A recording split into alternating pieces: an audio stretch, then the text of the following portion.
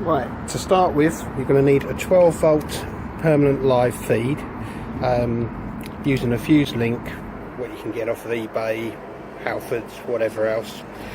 This would attach to a permanent 12 volt source, in my case the battery. Then we move to the back. After you've finished installing your 12 volt feed, the other end should be here. I'll probably supply the crimp that end, but you want it coming out into the boot. I've got it on the off side of the car, or right, or driver's side, whatever you want to call it, and I've just got it sticking out the panel here. Right, the only tools I'm actually going to use is a screwdriver and a socket with an extension wrench with a 12mm socket. Oh, and I need some cleaning stuff as well for where the lights are going to be fitted, which is underneath here.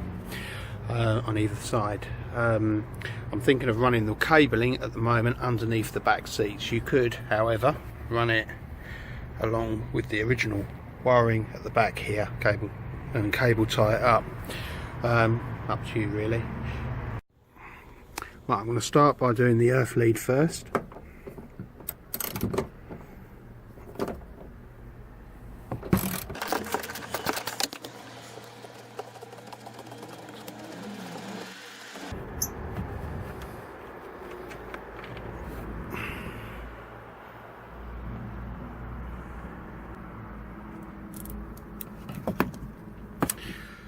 Right, earth lead.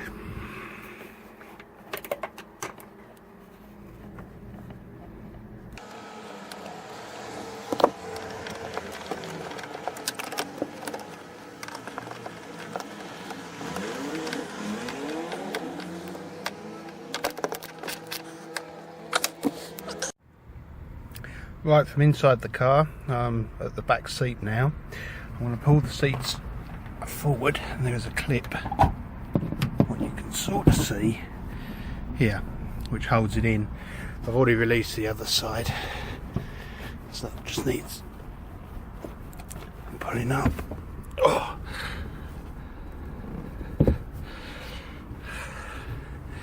This is just so it gives me a bit of space so I can get around this. Using the cable that's got the lights on it, which are going to be mounted here, I'm going to feed the cable first off underneath round the seat, so it comes out here. The rest of the cable will be poked underneath and will go around this bit, but the other side, and then we'll come out around here and then back into the panel. So I really need 2 hands to do that. So okay. Right, all of the cable now runs underneath the seat, so you can't actually see it, and comes out, well, this side anyway, you can see from that side of the thing for the seat. What I'm going to now do is run the cable up, so it will go to where it's got to go.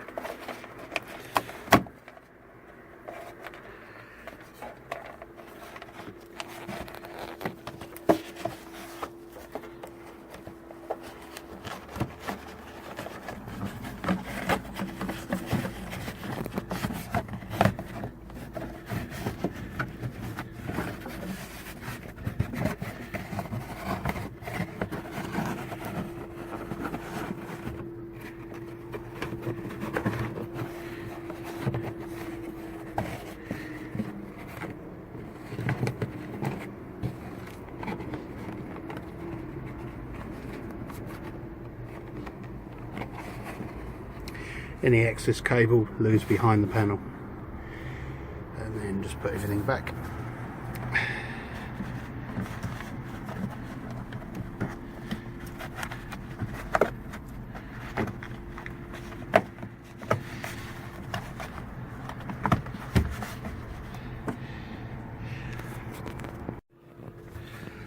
Right, on the other side, exactly the same, just more wires over here.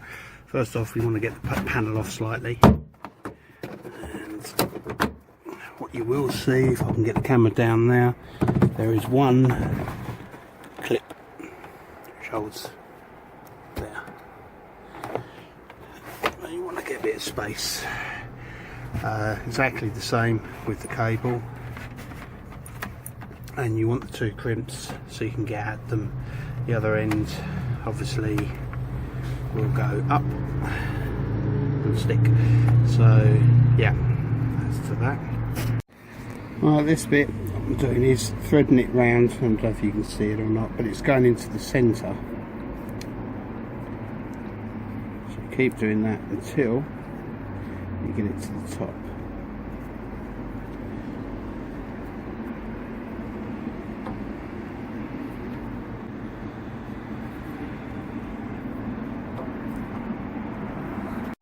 Yep, like so. What I'm going to do now is poke the other end of the cable. The camera's down inside the hole, which should come out at the bottom, hopefully.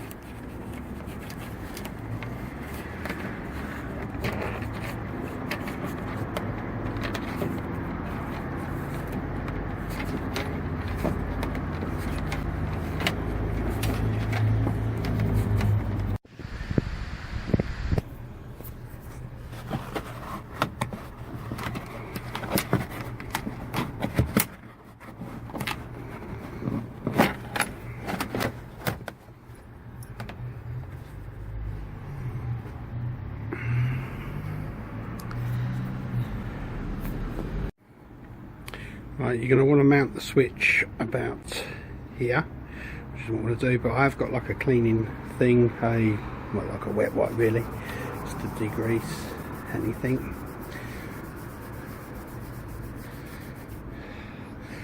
Also, while you're at it, you might as well clean where you're going to mount the lights.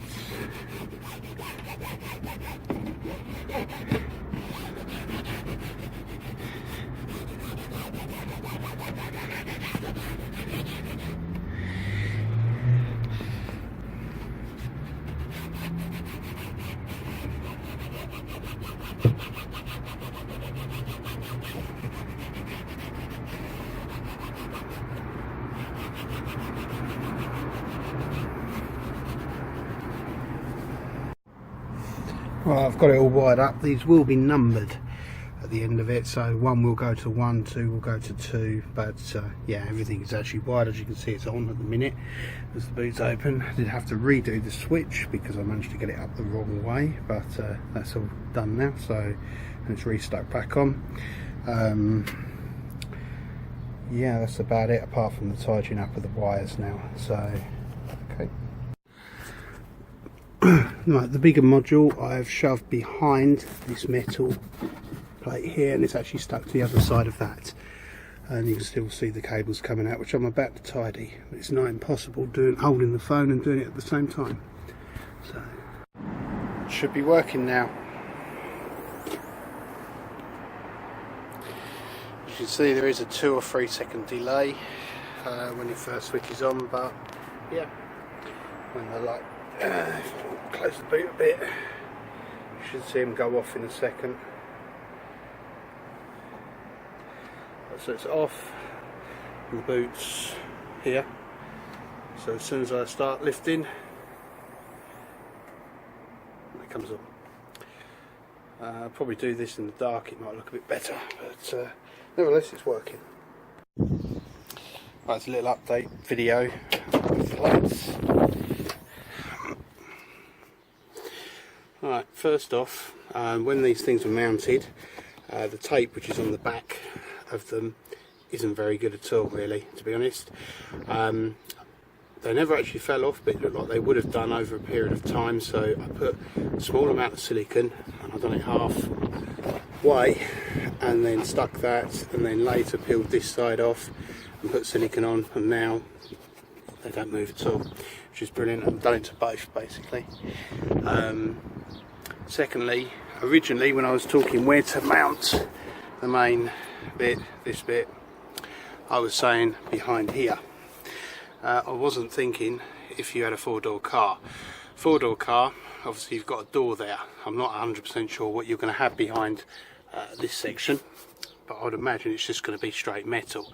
So I have found Another place that the thing can be mounted, which is above here, which I'll try to demonstrate.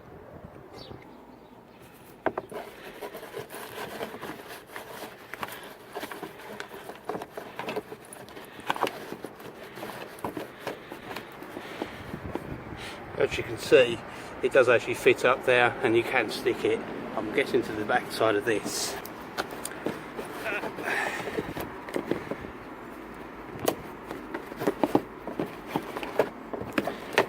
Right, next issue I found also, after looking at some of the cars, it does appear that some of them don't have this lead on the right hand side.